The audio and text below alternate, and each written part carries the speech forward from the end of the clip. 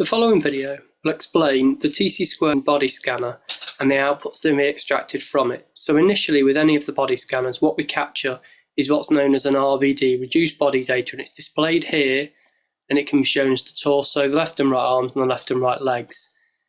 This data is the raw point cloud data, or the processed point cloud data should I say, that we'll use to extract any outputs from. And this is the first stage. So once we have this, we will then extract data using the MEP. So we can pick any MEP that we have defined or define any MEP we require. MEP is measurement extraction parameters. We can edit this as you can see, but if we run the extraction, this will extract from each participant all the measurements defined within the MEP, and they can be shown here visually, or they can be looked at one at a time by selecting them. So for instance, we could look at bust, waist and hip, and you can see them displayed here.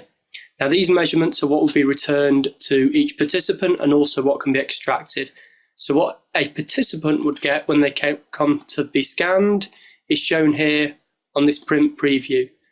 They get a sheet which details the measurements recorded from the different parts of the body, and also a side and front view with measurement lines depicted on them so that they can see where the measurements are placed.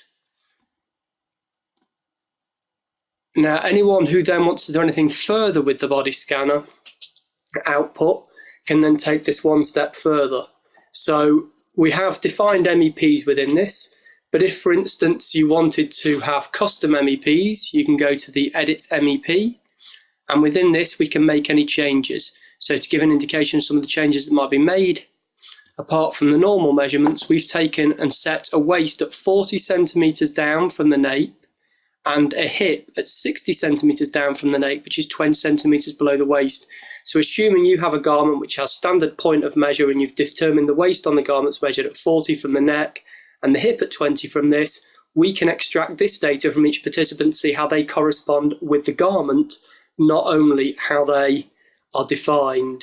So if we have a look at the MEP, you can see, if you click on this, and you can see what the parameters are, and we can go into this for just about any measurement and determine certain parameters for where the circumferences, lengths are taken on the body.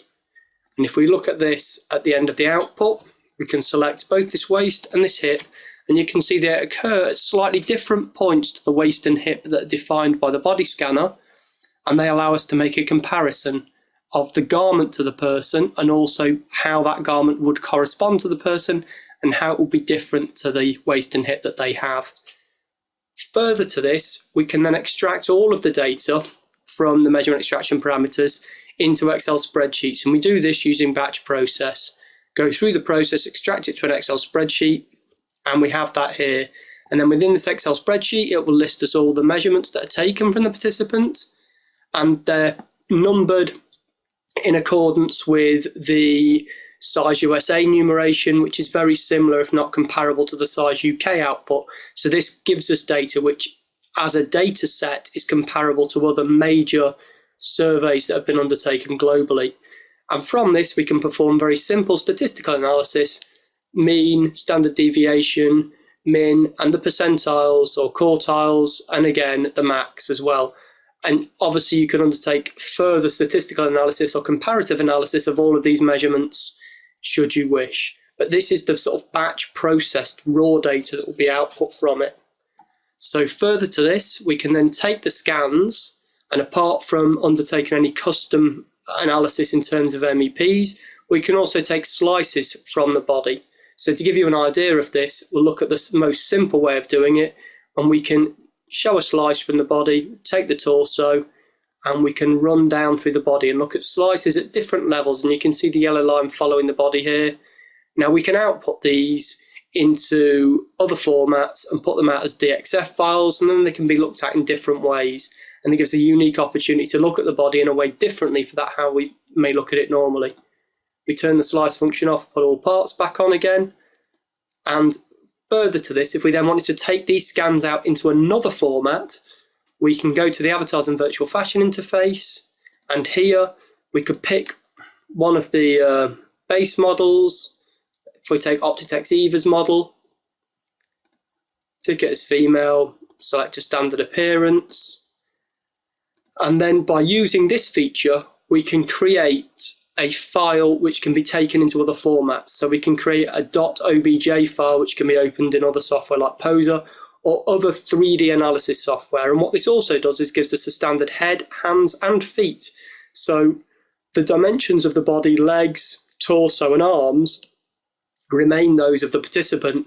With the standard head, hands and feet, it provides suitable anonymity for us to share the data a little more freely. And again, this can be taken into other software platforms to enable clearer and different analysis. And if you wanted to take bits and flatten things off or look at curvature and angles, there's all sorts of opportunities to undertake this type of analysis in other software programs.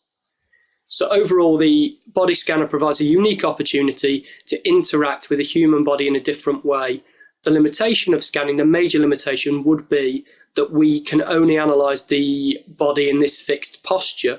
However, if we accept that the posture is static, all the other elements in terms of analysis are custom. Once we have a data set, we can analyse it. Apart from being able to change the posture, we can analyse it as many times in as many different ways as possible to allow for greater information specific to different products and different product areas.